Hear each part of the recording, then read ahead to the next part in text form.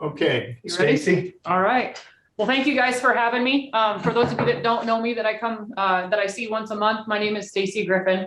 I'm with IMWCA, which is the county's workers' compensation carrier. We're based out of Des Moines, but I am actually in. I'm located in Wapello, so I'm just an hour away. We go to the office a little bit. So I was asked today during one of the safety committee meetings to present to you guys on supervisor safety awareness. This is something that we promote here at IMWCA.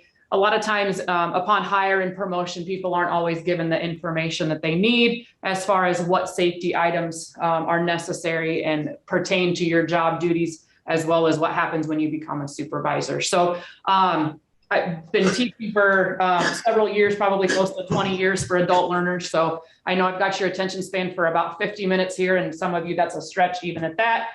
So we're going to try and keep it short and direct to the point. I'm not going to read these slides to you. You all can see them. This is being recorded, so if you need to review it later, that's absolutely an option as well. But I'm pretty laid back. So if you guys have questions, feel free to interrupt me. We'll actually open it up for questions at the end as well. But if you want to talk to me during the specific topic, just snag my attention however you can. So I'm kind of bouncing back and forth between these two screens. So if by chance I don't see you or hear you, hopefully somebody else here in the room with me will help out. So again, supervisor or safety awareness training for supervisors. So what are we actually here for? It's to help you guys understand that as a supervisor, that safety is an important part of your job. I'm sure you've been told that, but exactly how important is it? How much do you need to pay attention? How far do you need to go? Where is it your job? Where is it somebody else's job? You guys all have a board of supervisors that you report to. Some of you are foremen out in the field who report to a supervisor prior to the board of supervisors. And we've got multiple levels of government here. So we're going to go over those pieces here in just a little bit. And then we're going to help you understand not only what your job is, but sometimes an easier way to do your job. So how can we as IMWCA help you as supervisors promote safety to your employees? Uh-oh. There we go. Okay, so responsibility. You need to have the employee's best interest at heart at all times. So that's one of your main goals as the supervisor. When employees know expectations of safety, it makes their job so much easier. And it makes your job easier. So when the expectations are laid forward, and this goes for safety as well as everything else, if they know what to expect and they know what their job duties are laid out, it's a lot easier to do your job. And the safety component is no different. And your job as a supervisor is to promote the improvement of safety. Safety requires focus daily. You guys, the county here has safety meetings monthly. And then I know that you guys conduct safety trainings occasionally throughout the county. Maybe it's department specific, maybe it's county-wide. But those aren't the single times and single days to think about safety. Safety is supposed to be a focus every single portion of every single day. When you agreed to take the supervisor position, so at some point you were offered a supervisor position, I'm hoping it came with a little bit of increase in pay. So what else did you take on at that point? It wasn't just an increase in pay and that, you're responsible to the person ahead of you or above you to make sure that job gets done. You've also agreed to take on the safety of those employees who report to you. So it's now your job to make sure that these employees go home safe every single day. Aside from being a little bit more tired at the end of the day, they should go home in the exact same condition that they came in. That's our goal. Coworkers. They're your coworkers, but they're also friends and family. You guys live in a small community, a smaller community if you look at it in the grand scheme of things. So as a supervisor, these people aren't just your coworkers. These people they have families. Some of them could be your family.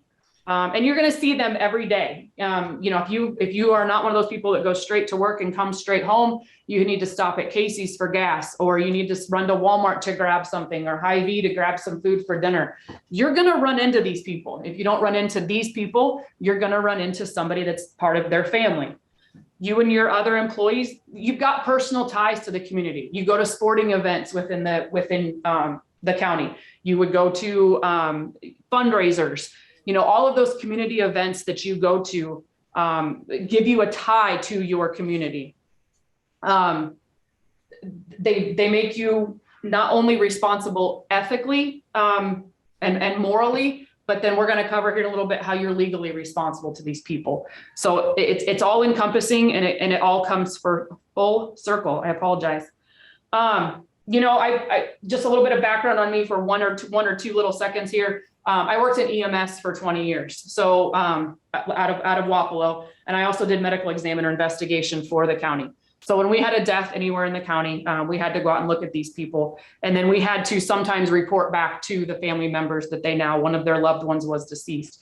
It's not a fun thing to do in any way, shape, or form. So as a supervisor, knowing that you were responsible for the safety of an employee, do you want to go knock on somebody's door and say that this person, that your employee, their family member is now critically injured or even worse?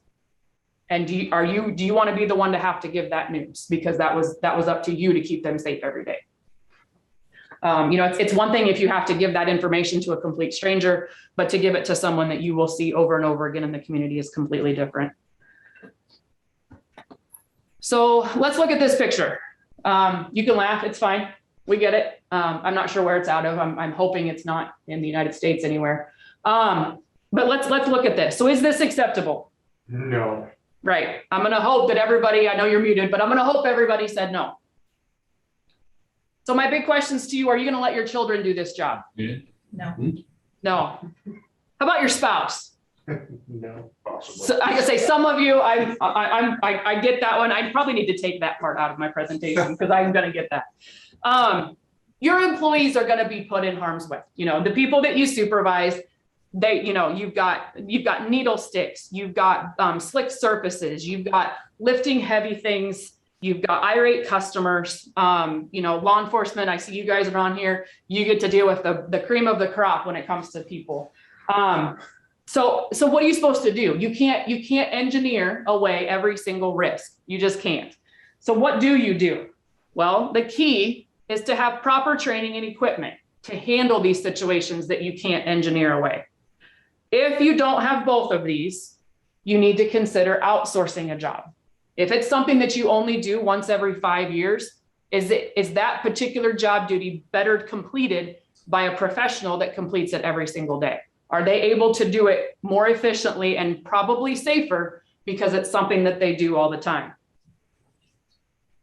We'll cover some more stuff, some more of these in depth, but what about accountability?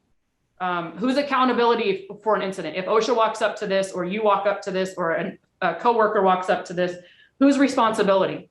Who's accountable? And how far reaching can an incident go as far as who is liable? Are you liable? Is the county liable? The supervisors? How about coworkers? We deal with elected officials. Are they liable?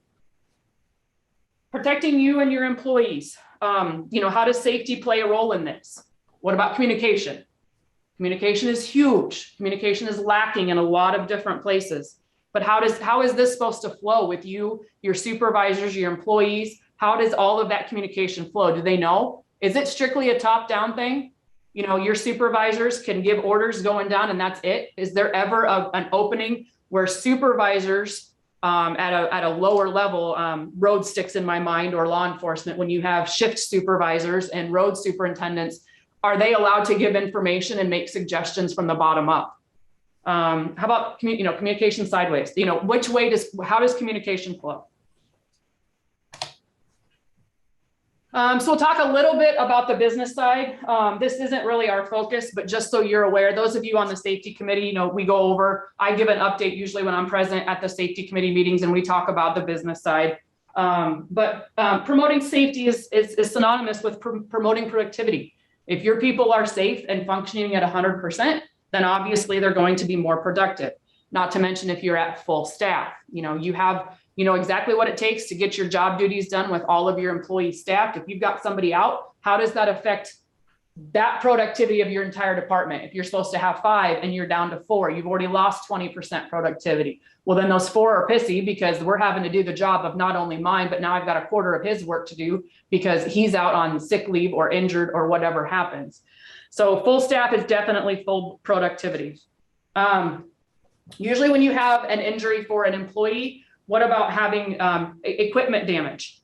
And you have to worry about expenditures. So when the county needs to replace a piece of equipment, what if it gets damaged enough that it gets claimed on insurance? You have deductibles. You know, all of those things go in and play in the business side. Like I said, I'm specific to work comp. So in workers' compensation, I know that when everybody talks, when we talk insurance, everybody always goes, well, it never goes down. Insurance always goes up. It never goes down. That's inaccurate for workers' compensation. It's a huge convoluted formula. And again, I'm not going to get into this. You're welcome to reach out if you really want to know. But your premiums have and can go down. You guys are in a very, very good spot. We're going to knock on wood with that. But just so you know, workers' compensation premiums can go down depending on how the county performs. If they go up, you know, if we have some issues and it goes up, this is money that could and should be used on equipment, raises, you know, whatever else you guys have in your budget, but they're having to spend it on premiums to fund my company. We don't want that. We want your money to stay here. We want your money to do its work for you guys. What about if you end up in an OSHA situation? Again, you're going to have to pay fines. You're going to have to take time away. It's productivity taken away while you deal with this OSHA investigator. For those of you that don't know, real quickly, IMWCA is a pool, which means you own me. All of we call them members. You're not an account to me. You're not a client to me. You are a member.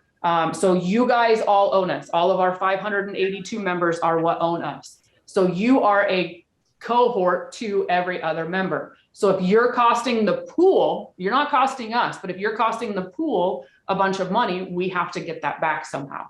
So obviously, you know, that's the 10,000-foot view of how a pool functions. So just a quick story. There's just a few interjected in here. So, and I apologize, I'm probably off the screen, but, so I wandered if you didn't realize already. So there's a city in Iowa and the park supervisor, needs a guy to mow, just needs somebody to mow for the summertime. He's got a good friend that likes to mow his yard. So he says, you know, can you come mow for me for the summer? All good, fills out all the paperwork, you know, he's all good. He's out mowing the ball fields one day, no problem. The supervisor pulls up and he's trying to put in new posts because they're trying to fix the parking lot. They need to put new posts in to be able to put parking blocks in. Supervisor gets out of the truck, unloads the auger, trying to dig down to drive these posts in with this auger. The auger is not moving. It's just bouncing. There's really no movement to it at all. So the guy that mows, you know, he's a big guy. So he gets off of his mower and he goes over to the supervisor and says, you know, just push on it like this. So he's showing him how to push on it, trying to give it a little extra up, I guess is the best way to put it. As he's doing that, he's wearing a long sleeve shirt because it's, you know, this time of year where we're doing that last mow and he's got a long sleeve shirt on that he didn't button the sleeve on. That sleeve gets caught in an auger. Not only rips the sleeve off, but rips his arm off too. So you've now got an employee who is no longer going to be able to function as an employee. He's now laying in a hospital bed. You know, he's trying to recover. And what else do you have to do when you're laying in a hospital bed or recovering at home? You start to think, paying bills. You know, this was a side gig, but he had plans for that money. How about his retirement? You know, how does this affect every other portion of his life? What about playing with his grandkids? You know, I don't have grandkids yet, but my kids, I used to pick them up and toss them in the air. You know, that's a little difficult and probably dangerous to do with one arm. So he's thinking about all these things. And what happens? Well, this is a small community. So obviously it goes onto the news. The newspapers get a hold of it. You know, they're doing fundraisers for this guy. Here comes a lawyer. And you can say, well, this is my buddy. You know, my buddy hired me. Until the dollar sign starts to flash. And I don't care how good of a buddy he is, you're at least going to consider it. So what happens here? Obviously you're talking lawsuit because you've got a lawyer involved, but where does it go? Well, obviously, what's your first thought? Somebody give me your thought. Who's the first person that's going to get sued? The company that he was working for, even though it was his buddy. Yep, so the city. Yep, so the city's going to get sued. The problem with it lies that when the city gets sued, the paperwork comes down, it goes to their insurance, who carries their liability insurance. And that insurance liability says but your supervisor was negligent. He allowed an employee to function outside of his job duties and in a capacity that he was not trained to do. He was not trained to work an auger. He was not hired to work an auger. So now this supervisor who thought, I'm a supervisor, the county or the city's got insurance, in your case would be the county, I'm covered no matter what happens. No, you're not. If you're negligent, you are on your own. So he was found grossly negligent in allowing him to perform work he was not hired nor trained for. So that's the personal side. You know, he's now going to have to hire his own lawyer. He's going to have to fight this. He's now fighting against his buddy. Lawyers are going at it. And on top of that, you've now got a supervisor that's not working. You've got an employee that you hired that's no longer working. So you've got jobs to fill. You're working short on top of it. You've lost experience. You know, supervisors, usually you don't walk, sometimes it does, but traditionally you don't walk through the door and into a supervisor position. So you're losing, 5, 10, 15, 20 years of experience. And again, you've got an injured employee that's a member of a community, a member of a county, they're a resident there more than likely. He can't play with his grandkids anymore. He can't mow his own yard anymore. What about maintenance on his home? What about being able to travel with his wife? Those things all became much more difficult because he chose to do something and his supervisor allowed him to do something outside of his job duties. Protecting. So we'll go in, like I said, this is just an overview slide. We're going to go a little bit more in depth on some of these in a minute, but good behavior should be recognized. I know, and I'm just as guilty as the rest. My personal side, my daughter plays volleyball, and we just had this discussion not long ago. It's not always about the negative. Let's promote the positive. When you see somebody following safety rules, when you see somebody doing well, maybe it's a new rule, maybe it's something that you're not used to yet. Give them kudos, okay? Let's not always focus on the negative. Nice jobs. If you think about it, those of you that are supervisors, and I don't want a verbal answer, but think about it in your head. When was the last time you told somebody good job, nice job, thank you? When was the last time you gave a positive and reinforcement? I get laughed at my company because I bring chocolate. Those of you that attend the safety meetings, I'm traditionally, I bring chocolate in. And that's a good job for me. That's let's work as a team. Those are certain things that go very, very far with your employees. A little bit of kudos or a nice job are huge, absolutely huge.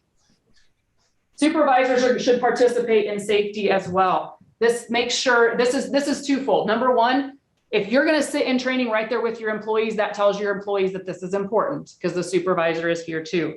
That also makes sure that the training that you received, if it's lacking in any pieces, that you can fill those in later.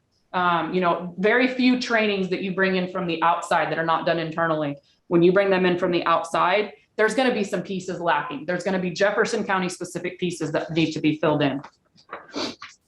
What about your written procedures? When was the last time you reviewed your written procedures? So if I walk into any one of your offices right now, less conservation, because I just went and saw them. If I walk into your offices right now, how many inches of dust are going to be on your policy and procedure manual? And they're laughing right here in the office, I can tell you. Have you had new equipment since it was last done? Changed equipment, updated equipment, bought new equipment? Did you update, obviously, if there's 6 inches of dust on it, did you update those procedures when you got that new equipment? Did you update those procedures following the training that your employees received? So if you do need to update these plans, which I would be shocked if everybody doesn't need to. Who do you include in this update and the review? Anybody want to speak up? Who do you think needs to be included? Absolutely everyone. Everybody that's going to utilize, if it's new equipment, then absolutely everyone that needs to utilize that equipment should be included. Those policies shouldn't be written on how you do your items. It should be written on how they're supposed to be utilized. And the last piece here is incident reviews. IMWC offers a separate training. I know we've tossed that around a little bit with the county about doing some incident review training. But why do we do incident reviews? What's the purpose of our incident reviews? Well, what's happened is something went wrong. If you're having to do an incident review, and it could be a near miss, maybe you didn't have medical treatment sought, maybe you didn't have damage to equipment. but you still need to do an incident review. And this is going to sit down with that employee and say, all right, something happened, something went wrong. Let's talk about what went wrong. And then from there, let's talk about how do we make sure that that never goes wrong again? How do we fix this to make sure that whatever happened to you or almost happened to you never happens to anyone else? And then there has to be some change of some sort. As a supervisor, do you follow all safety rules? When you walk through your shop and secondary roads, do you put your hard hat on? Do you put your eye protection on? Do you put your hearing protection on? All of those pieces, you have to lead by example. You have to act as if safety is the same as getting the work done. Or I'm sorry, do you act as if safety is just a necessary evil, or is it getting the work done? You know, how do you promote safety? How is safety in your mind? And then how do you project that to your employees? Do you enforce safety rules just like you do every other rule of the city, or I'm sorry, of the county? Do you tolerate the I forgot? How many times will you tolerate the I forgot? Hey, I saw you weren't wearing your seatbelt. Yeah, I forgot. 3 days later, hey, you weren't wearing your seatbelt. Yeah, I'm sorry, I forgot again. How many times do we let that go? How about somebody that shows up to work 30 minutes late? How many times are you going to let that go? I'm hoping very few, if any. So they should be treated exactly the same. The next step is that if they give you that I forgot, make them correct it. Okay. They show up on a job site, not wearing their hard hat. Where's your hard hat? I forgot it. Go get it. Let's clear back in the shop. Go get it. Okay. I've made a few enemies over the last few years working for IMWCA. Walking through a shop one day, I had my hearing protection in, and I had an employee working with an impact on a piece of equipment, and he was frustrated, I could tell, and I did feel a little bit bad for him, but he wasn't wearing his hearing protection. And I said, where is it? He goes, it's in. He was trying to flip me crap. And I said, no, you need to go put it in right now. Make them correct those right there on site. As much as you try, positive reinforcement, that's great, but there may come a time where discipline needs to step in. That's showing that it's important to you, and that's showing that safety is important to every other employee as well. Do you have the ability? Is it in your policies and procedures for department heads, shop superintendents, shop foremans, shift superintendents at law enforcement? Who has the ability to discipline, and how is that doled out? All safety rules are evenly important.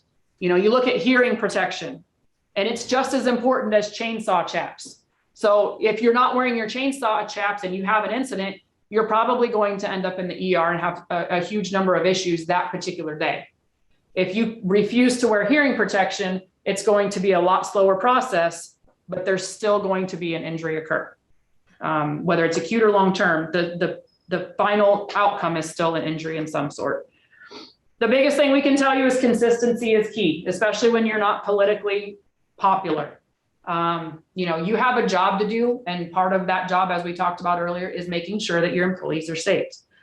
You were hired, and you were not hired or promoted to be a friend. That's not your job here. These people are not supposed to be, you know, you're not supposed to put your friendship above all. So if you have an employee who's refusing to wear eye protection while weed eating, or I'm sorry, this is another quick story. So in Iowa, we had an employee supervisor called and say, I've got this guy that refuses to wear eye protection while he's weed eating. I know that something's going to happen. He gets into tall weeds, stuff flies, you know. He's had several infractions. What do I? And the last time I tried saying something to him, he spouted off. What do I do? So we said, you know, follow your discipline policy. So the next step in their particular discipline policy was unpaid time off. So this supervisor called us back and said, hey, he's got 3 days of unpaid time off. He's really pissed off. You know, we might have an HR issue coming up. And we said, all right, just let us know. We'll help you as much as we can. Took his 3 days off, came back, and he actually walked into that supervisor's office. We got the follow-up. Walked into that supervisor's office, and he apologized to that supervisor.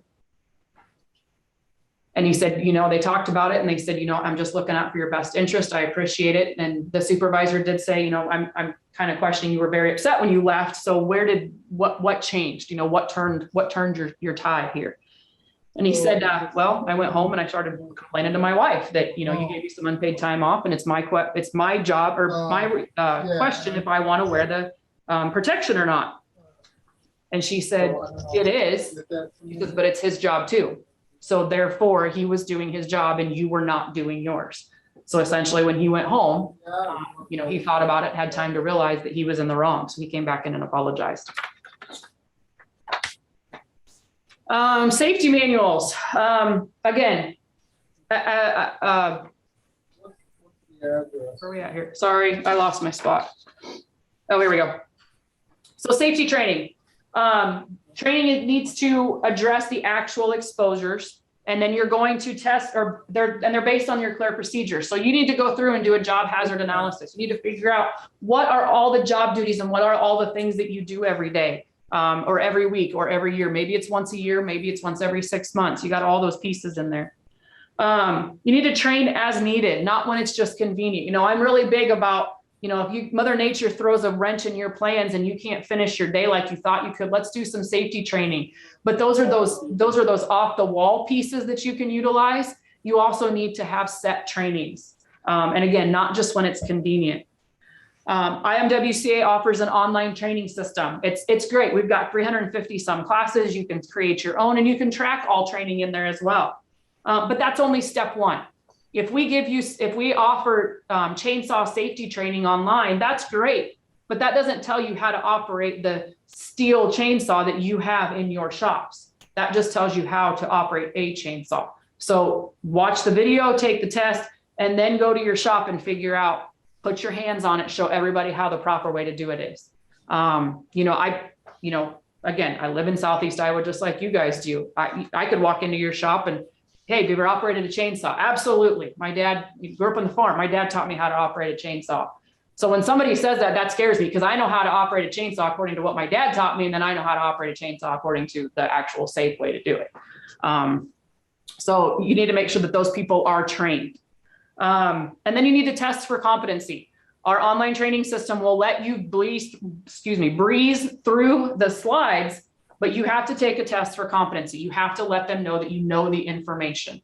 And then again, orientation. Let's go put your hands on these pieces of equipment that you're not familiar with or may not be familiar with, no matter what. What's gonna happen if OSHA comes in? If you guys have an issue or an incident or somebody complains, OSHA comes in and does an inspection, they're gonna wanna see these training records. And if you've got nothing to show them, you're gonna be in a world of hurt.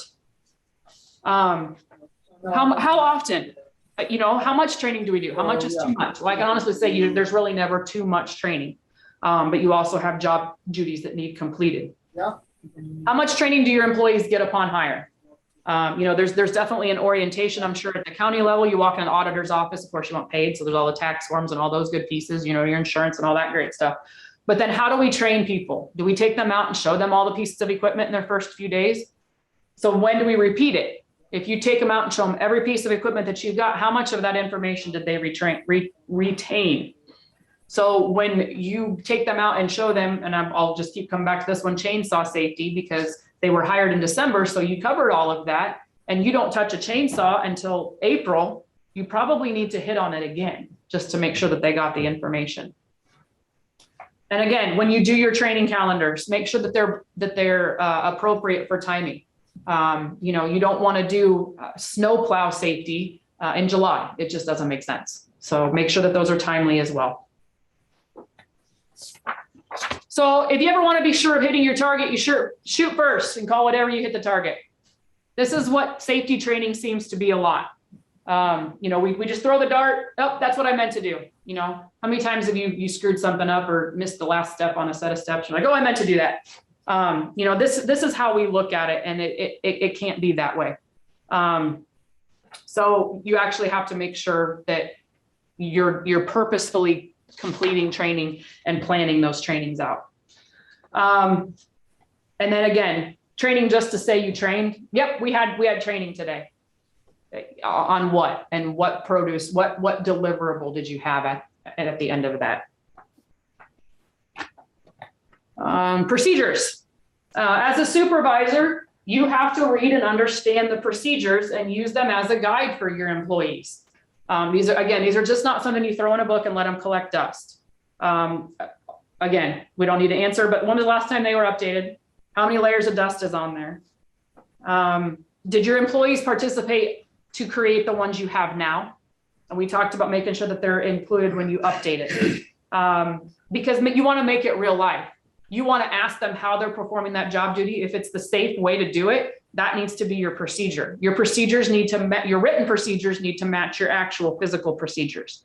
Let these employees have skin in the game. Let them create these with you, and then they will understand. How many times do we give people an answer to a question, but you don't actually explain why?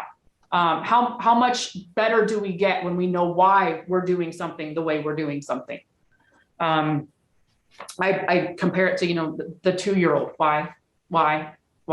Just continuously do that until you get down to the end of it. How many of your policies and procedures are outdated?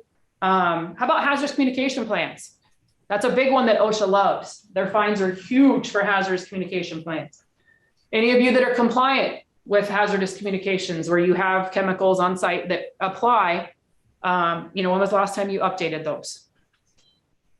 And I'll say it, and I'm staring at one right here, right now, in the Board of Supervisors office. How many of your books still say MSDS?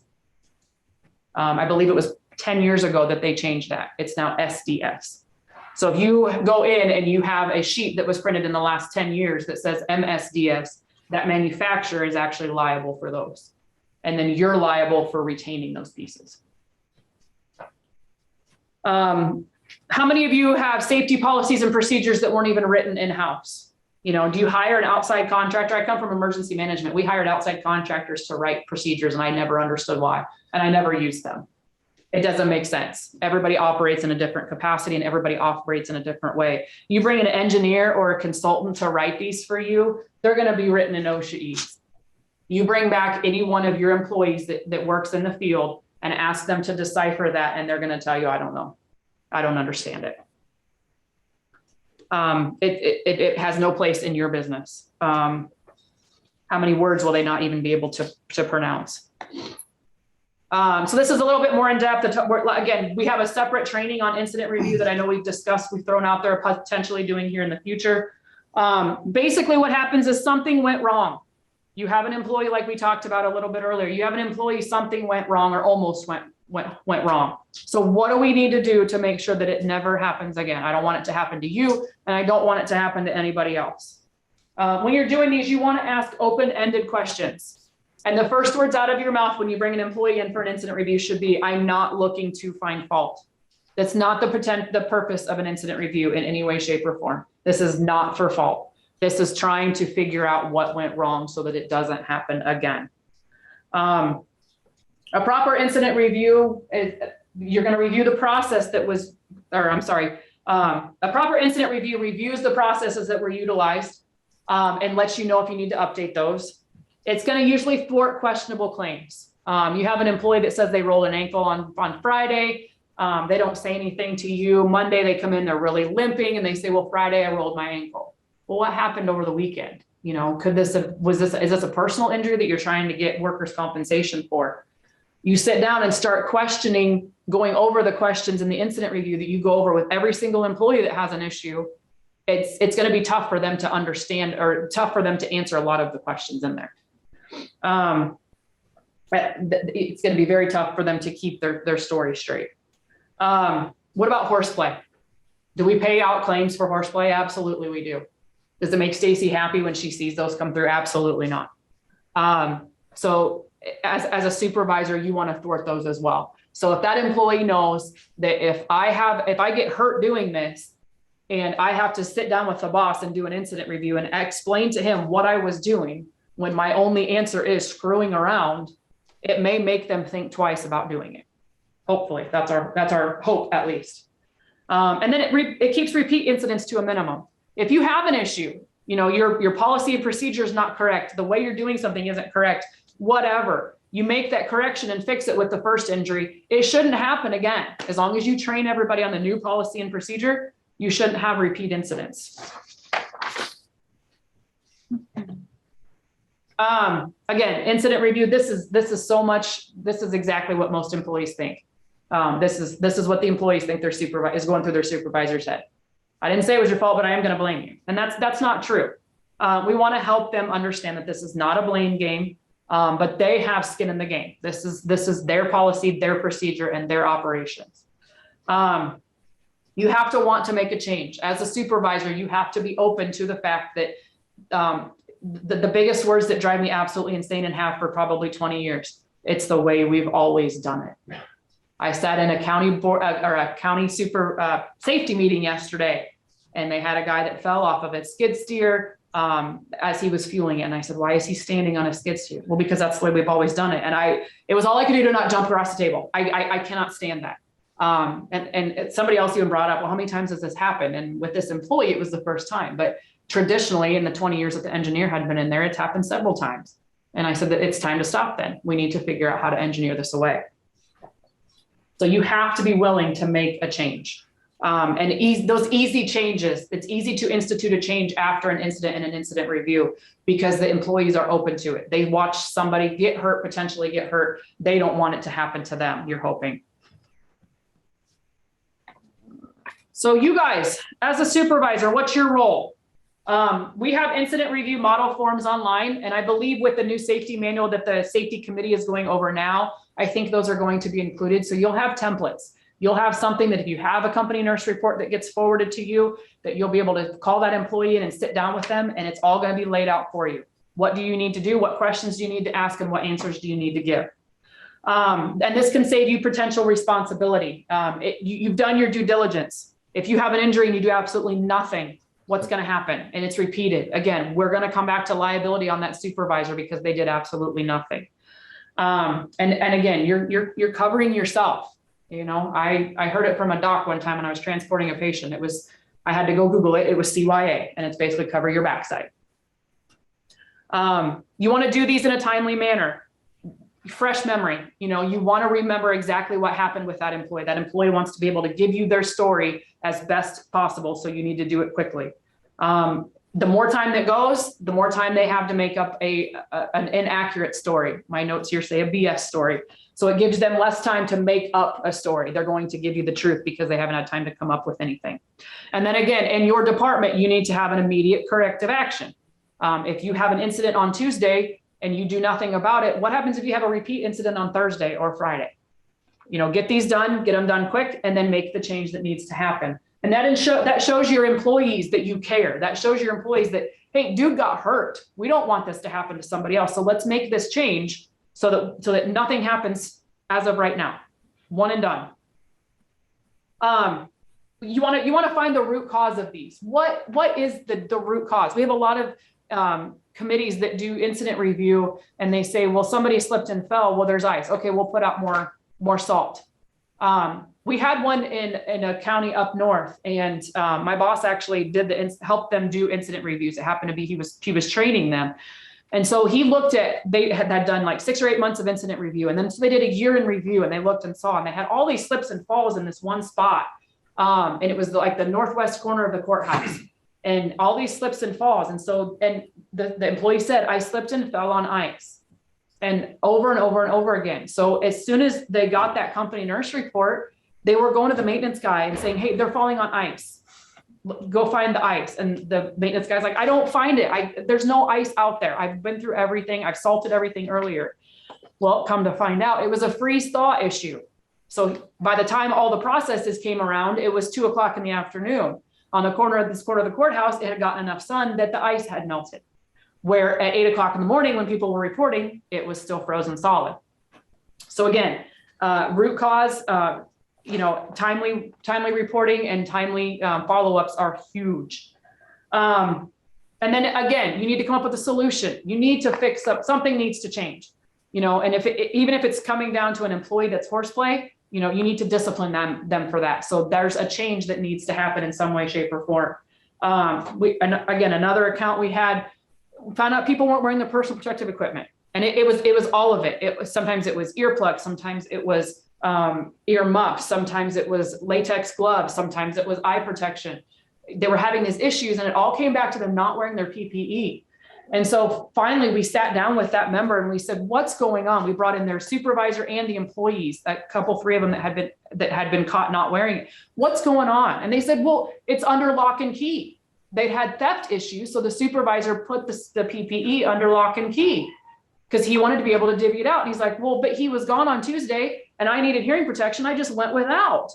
And so come to find out that was their problem. Easy solution. They had a log sheet, no more theft, and they were wearing their PPE. Again, you have to be open to communication from your employees.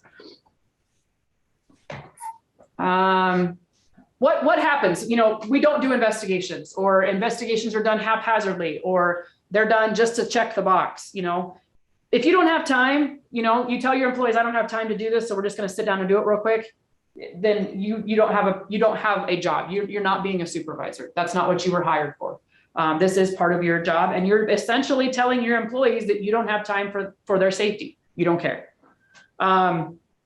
Lapse time, again, gives way for repeat issues or extra exposure.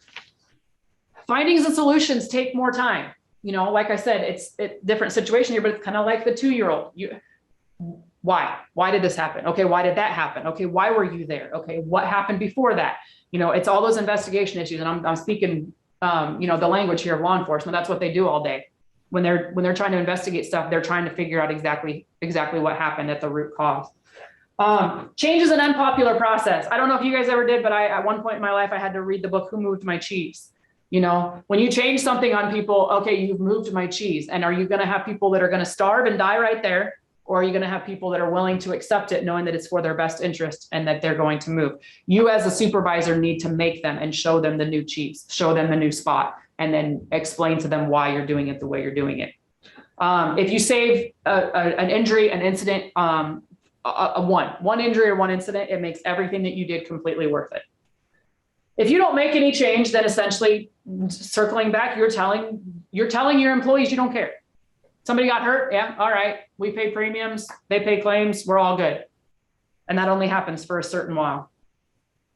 Do you bring your employees in when you do incident review and you're like, okay, I don't want to do this anymore than you want to do this. So let's just get this done. You know, are you just checking the box that you hand that off to the safety committee? Because that's what Stacy wants to see when she sits down with the safety committee and you have an incident. Or are you actually trying to find an issue so that you can make a change? Again, 2-year-old, keep playing the why game. And then why are you making the change? Don't ever use OSHA. That's a crappy excuse. You know, for your protection. Any change that you make should be for protection of your employees. There is no other reason. Unsafe conditions. How many of your employees do you know feel safe coming to you and saying, this is an unsafe way, this is an unsafe job, we don't have the equipment to do this? Do you feel like your employees would be able to come to you and say, you know, we need a new piece of equipment if we're going to continue to do this?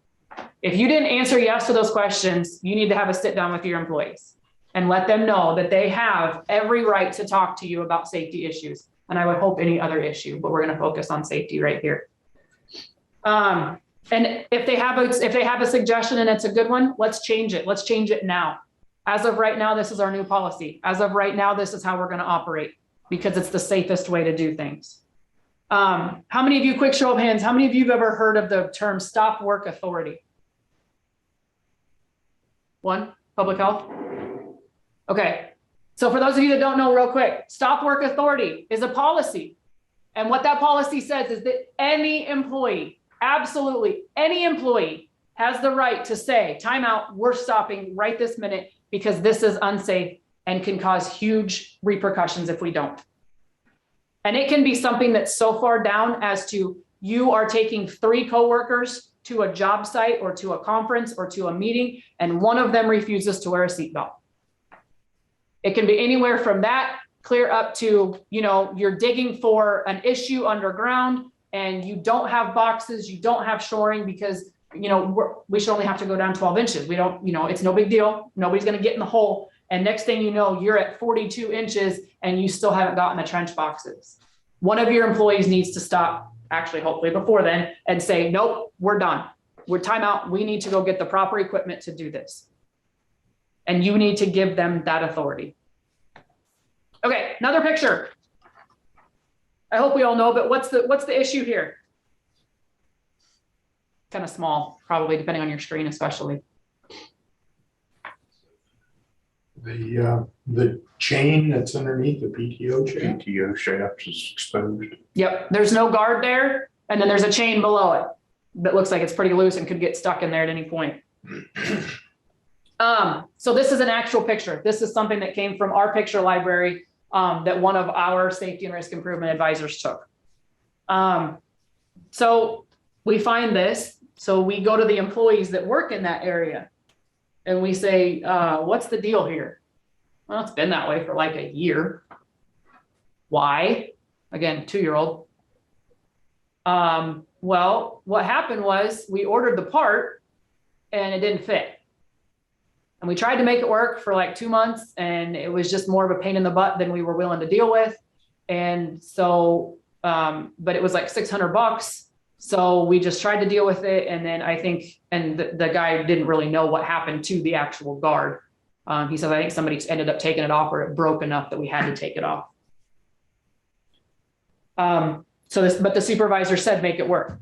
I don't have the money in the budget to buy the correct one or the right one. What is this? What does all this say? You know, what does that say about the employees the supervisor's attitude to the employees? Do they care? No. Absolutely not. Not in any way, shape, or form. What's this say about management? You know, if this is me and I'm working in a city shed or a county shed, you know, and I look at that and they come back to me and say it's a money issue. Well, my supervisor's an idiot. And the board of supervisors or the council are morons for not making sure that we're funded correctly for safety equipment at the very least.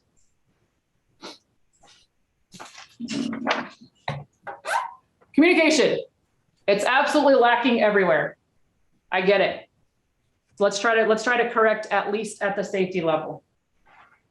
Please. I get it. You know, you're taught in what, kindergarten, preschool, at home, hopefully. Say please and thank you. And you can. When it comes to safety issues, you can. You know, you're walking up on somebody that's weed eating without their eye protection. The first time you can say, eye protection. I forgot, boss. Please go get it right now and put it on. That's great. But you need to be firm and clear. So please go put it on right now. You need to make sure that that they do take care of it. Be firm and clear on what the employee must do. Okay. The first time you can say please. After that, there's no please. Okay. They've had their warning shot. You don't want to threaten them. You know, threats don't work on adults, but you do want to be clear on your consequences. So for instance, because we value the health and safety of our workers, our policy requires hearing protection being worn when you're weed eating. They're provided. You need to go put them on before you can continue. And this is your final warning before discipline. Not put it on or you'll be fired, you idiot. You know, you can say that in your head, but let's not verbalize it. Okay. Recognition is a positive reinforcement, and that's great. So if you see them the next time out and they are wearing their PPE, let's tell them, hey, thanks for remembering your PPE today. That was great. Okay.